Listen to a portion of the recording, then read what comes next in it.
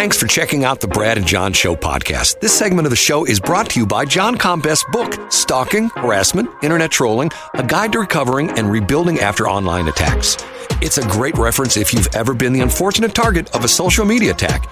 It's available on Amazon. Just search John Combest. That's C-O-M-B-E-S-T, John Combest, and the book will show up in your search results. Now it's time for another segment of the Brad and John Show. Can you handle it? And welcome to the Brad and John Show. It is myself, Brad Hildebrand, and John Combest. Good morning, John. Good morning, Brad. How are you? Doing fine. Hopefully we'll not have technical difficulties today and be able to do the complete show.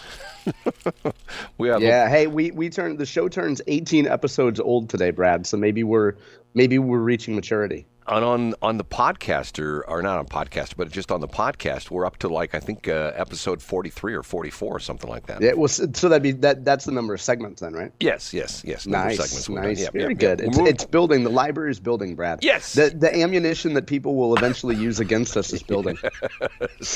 Right. Actually, if they haven't canceled you yet, Brad, then I don't think they're ever going to get you. We can't take the Fifth Amendment because it's out there in the public domain now, right?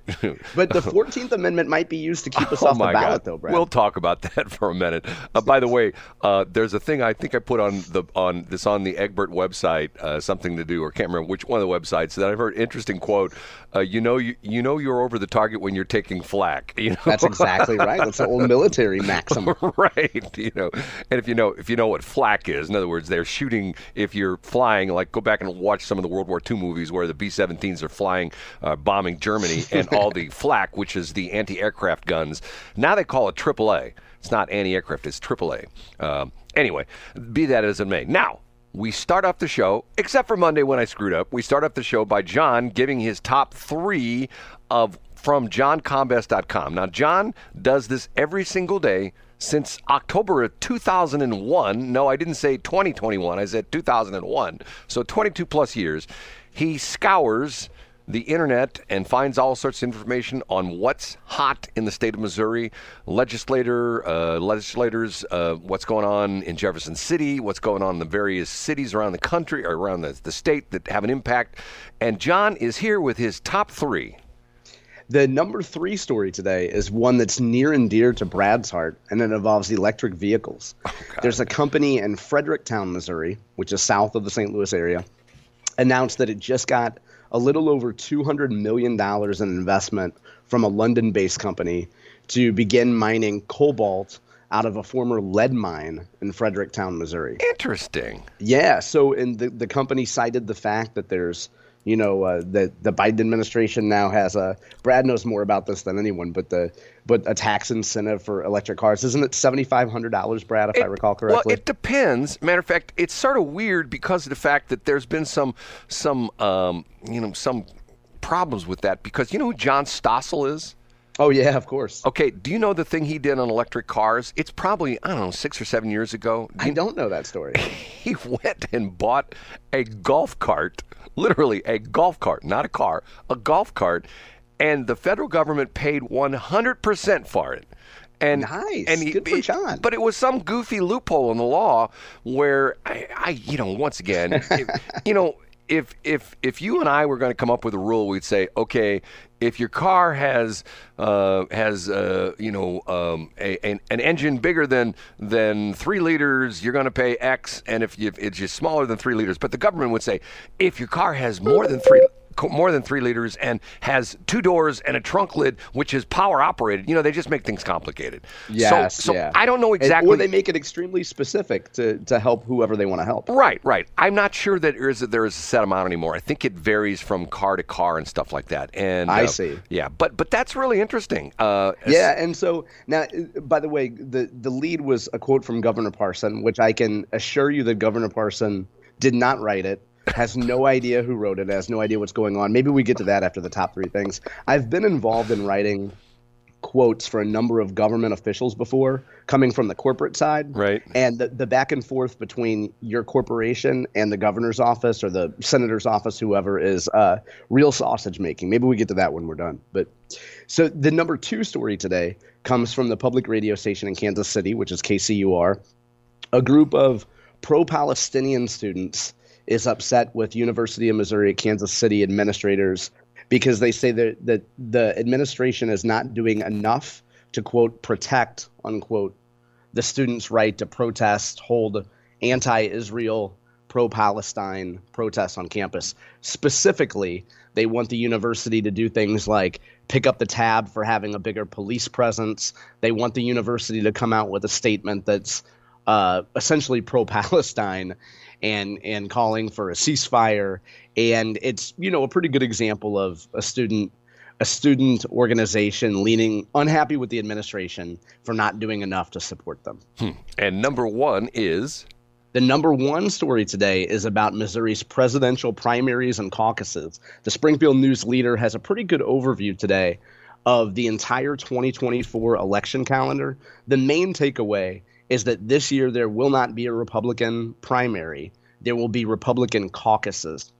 Now, folks in our listening area might remember 2012, in which there were presidential caucuses held throughout the region, and the one in St. Charles County was an unmitigated disaster. No, I don't remember that. Why was it a disaster? Oh, it was fantastic. And if you like theater, it was fantastic. So it was held at Francis Howell North High School, and the joy of caucuses is you don't just go in and vote.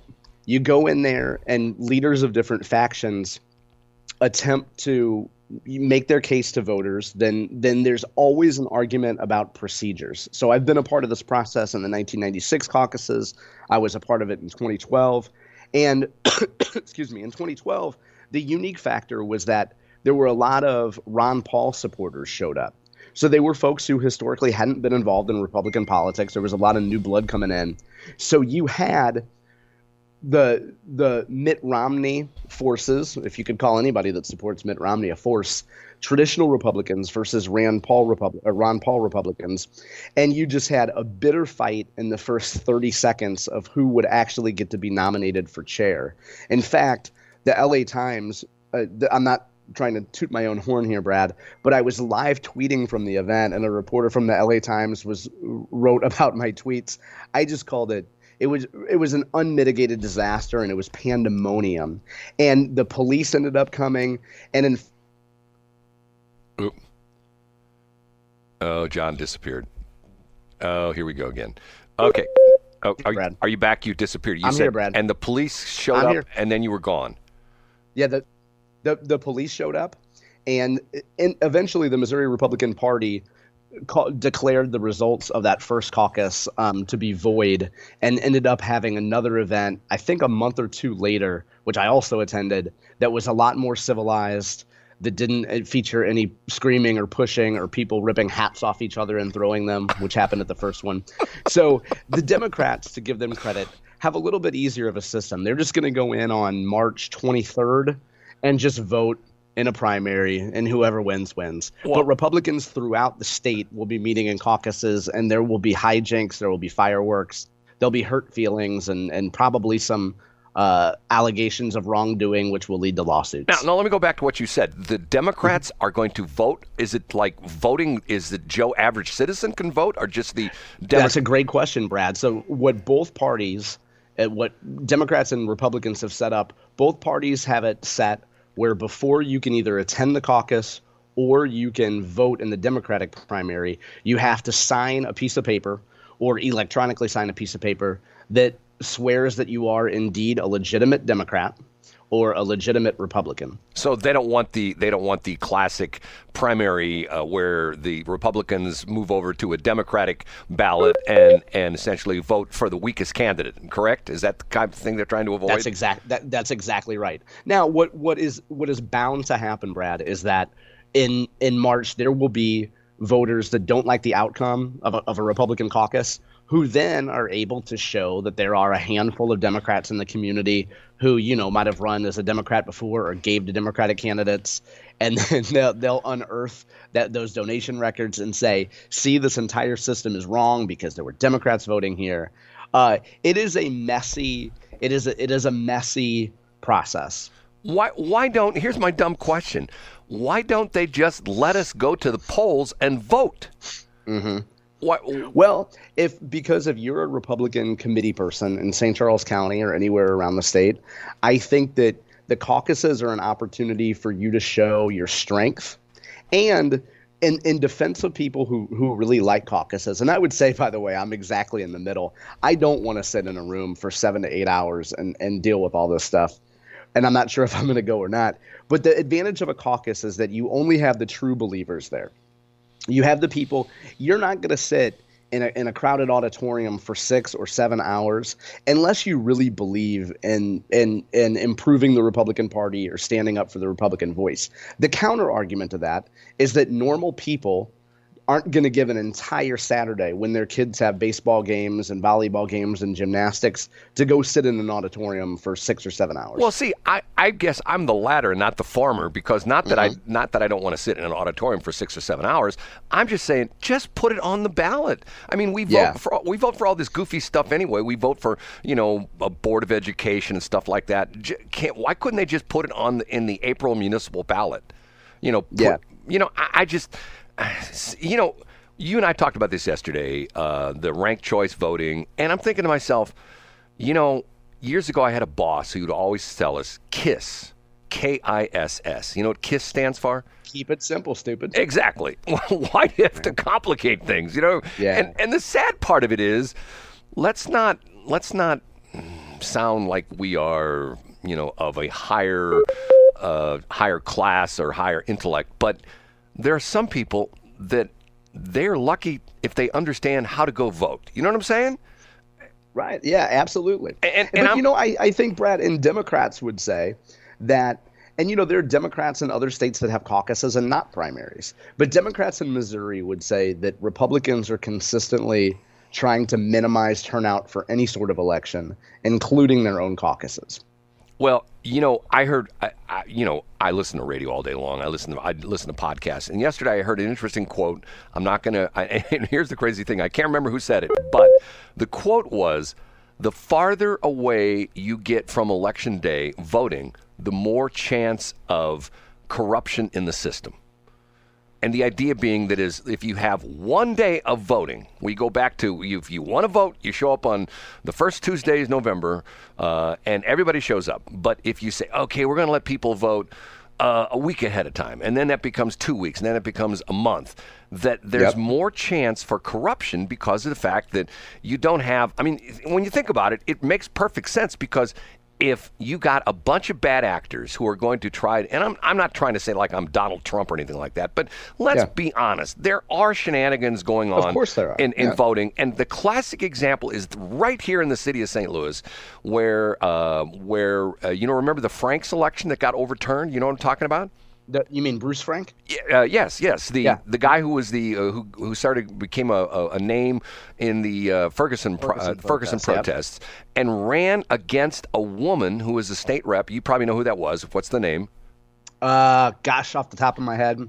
John, I'm disappointed. You know all these things. Yeah, I don't know. Anyway, I know I know the election you're talking about. Right. She ran, and she had a truly refined political machine, and to the point where Penny Hubbard. Googled it. Yep. She won the election, but then they proved there was so much fraud in the election. Yeah. They overturned the election and they ran the election over again.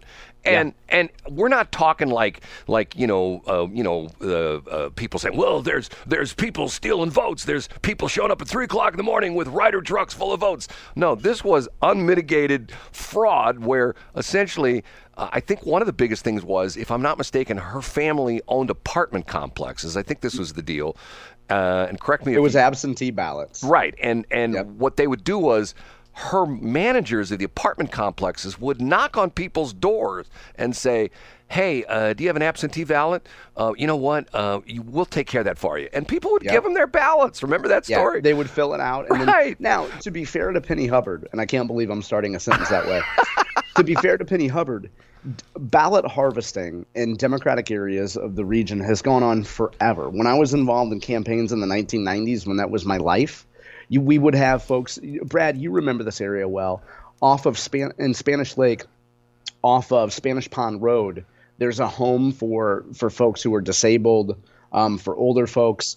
And we had I don't remember the name of those streets, but we had folks that lived there telling us that no, the Democrats already came by, they filled out my ballot for me, they notarized it. Like I already voted, you know? Right, and right. So that's, I mean, and that was the original version of the term ballot harvesting. And it was Democrats would make the point that folks who have a hard time getting to the polls should have someone there to assist them, and they need someone to notarize, you know, that whole victimhood angle. Right.